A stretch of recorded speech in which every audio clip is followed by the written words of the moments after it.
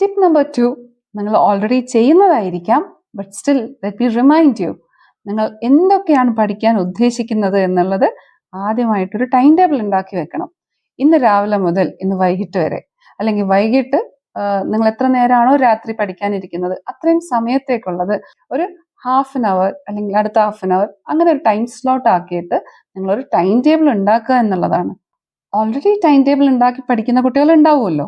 അപ്പോൾ ഒരു 1 അവർ അല്ലെങ്കിൽ 2 hours ഒക്കെയാണ് നിങ്ങൾ ഓൾറെഡി ഉണ്ടാക്കി പഠിക്കുന്നതെങ്കിൽ അത് നിങ്ങൾക്ക് ഓക്കെ ആണെങ്കിൽ you can continue like that.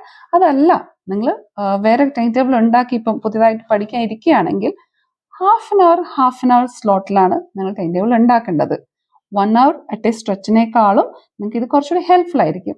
Half an hour ഒരു ടോപ്പിക്ക് പഠിക്കുക, then you can take a break for 5 to 10 minutes and then go for the next half an hour.